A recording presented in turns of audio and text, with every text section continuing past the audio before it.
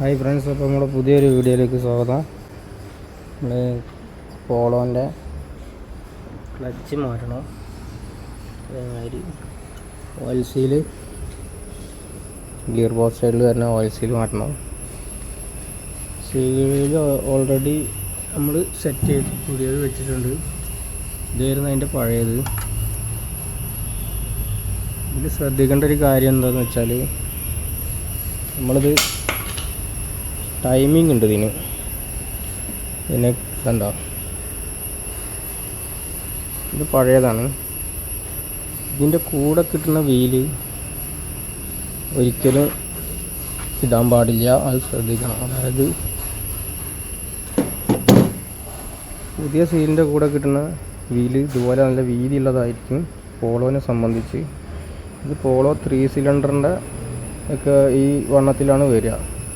എന്നാൽ പോലും വണ്ടിമെന്ന് ഏതാണോ ഊരുന്നത്, ഒറിജിനൽ അല്ലാത്തൊരു സംഭവം ഫിറ്റ് ചെയ്യുമ്പോൾ ഇതിന് 9,000 റുപ്യോളം വില വരുന്നുണ്ട് സെക്കൻഡ് പുതിയതിന്. അപ്പോൾ നമ്മൾ കുറഞ്ഞതൊരു 1,000-2,000 റുപ്യൻ്റെ ഉള്ളിൽ വരുന്ന സാധനമൊക്കെ കിട്ടാറുണ്ട്, കുഴപ്പമില്ലാത്ത. അതിന് വരുന്നത് എല്ലാറ്റിനും റിങ് വരുന്നത് ഇതുപോലത്തെ ആവും. അപ്പോൾ നമ്മൾ ഈ റിങ് അറിയാതെ പോലും യൂസ് ചെയ്യരുത്, പണി കിട്ടും, സ്റ്റാർട്ടാവില്ല വണ്ടി. അപ്പോൾ പുതിയത് മാറ്റുമ്പോൾ അതിമത്തെ പഴയ ഈ റിങ് യൂസ് ചെയ്യുക. മറ്റേത് കണ്ട, ഈ റിങ്ങും തമ്മിലുള്ള വ്യത്യാസം കണ്ടില്ല, ഒരുപാട് വ്യത്യാസം ഉണ്ടാവും വണ്ണത്തിൽ. പക്ഷേ ഇതൊരു പേരിന് കൊടുക്കണമെന്നുള്ളൂ, യൂസ് ചെയ്യാൻ പാടില്ല. അപ്പോൾ പോളോ 4 സിലിണ്ടർ വരുന്നതിനൊക്കെ ഈ വണ്ണം കുറഞ്ഞതാണ് വരിക. 3 സിലിണ്ടറിലേക്ക് വരുമ്പോൾ വണ്ണം കൂടിയത് വരും. ഇതിനൊരു ടൈമിംഗ് ഉണ്ട്. ആ ടൈമിംഗ് നമ്മൾ ഓൾറെഡി ടൈമിങ്ങിലാക്കിയിട്ട് അയക്കുകയാണെന്നുണ്ടെങ്കിൽ ബുദ്ധിമുട്ടില്ല. അല്ലാതെ നമ്മൾ ടൈമിംഗ് ഒന്നും ചെയ്യാതെയാണ് ഇത് അയച്ചെടുക്കണമെന്നുണ്ടെങ്കിൽ പിന്നെ നമ്മൾ എൻജിൻ്റെ കവർ അയക്കുക, അല്ലാണ്ടെങ്കിൽ ഈ കവറിൻ്റെ മുകളിൽ ഒരു ടൈമിംഗ് ഉണ്ട്.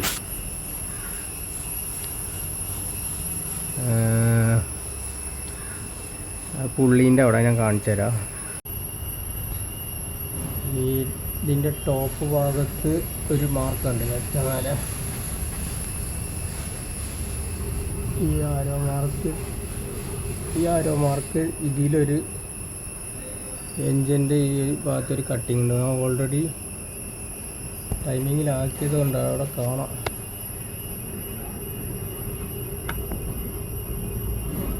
കട്ടിങ് ഉണ്ട്, ഈ കട്ടിങ് അത് മനസ്സിലാവുന്ന വിചാരിക്കുന്നത്. ഈ സൈഡ് കവർ കയ്യിലുണ്ട്. ഇത് ടൈമിങ്ങിൽ ഞാൻ ആക്കി എടുത്തിട്ടാണ് ഇത് ഊരിയിട്ടുള്ളത്.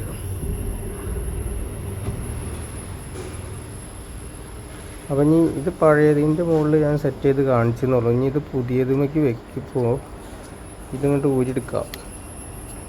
ഇത് നമ്മൾ സീല് വാങ്ങിക്കുമ്പോൾ അതിൻ്റെ കൂടെ നമുക്ക് കിട്ടുന്നൊരു പുള്ളറാണിത്. ഇതില്ലാതെ അത് ഒരിക്കലും സെറ്റ് ചെയ്യാൻ പറ്റില്ല, അത് മനസ്സിലാക്കുക. അപ്പോൾ നമ്മളിത് പുതിയതൂടെ ആദ്യം സെറ്റ് ചെയ്ത് വെച്ചതിന് ശേഷം ഈ ക്രാങ്കിലാണ് ഇതിൻ്റെ ഇന്നർ ഭാഗം നമ്മൾ പ്ലസ് ചെയ്ത് കയറ്റുന്ന പരിപാടിയാണ്. ഈ ഹോളിൽ കയറ്റിയിട്ട് ഈ മേലെ കാണുന്ന ഈ സംഭവം ഇതിൻ്റെ ഉള്ളിൽ കയറ്റിയിട്ട് ആണ് ഇതിൻ്റെ ടൈമിങ് സെറ്റ് ആക്കിയത്. ആണ് ഈ താഴെ പോയി, അതായത് ഇതിൻ്റെ ഹോള് കറക്റ്റായിട്ട് ഇതിലേക്ക് പ്രസ് ചെയ്ത് കൊടുക്കുക, അവിടെ നിൽക്കുക.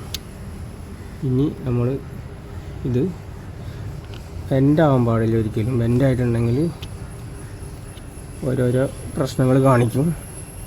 കറക്റ്റ് ലെവലിൽ കയറണം. ഓക്കെ,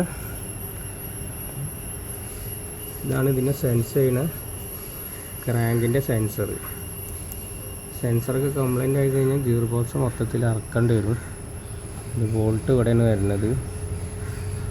ഗിയർ ബോക്സ് അയച്ച് ഫ്ലൈ വീൽ അയച്ച് സെൻസറൊക്കെ മാറ്റാൻ പറ്റുള്ളൂ. അപ്പോൾ ഇതാണ് ഇതിൻ്റെ ടൈമിങ്. ഓക്കെ, ഈ ഒരു ടൂൾ ഉണ്ടെങ്കിൽ നമുക്ക് കറക്റ്റ് ടൈമിങ് കിട്ടുള്ളൂ.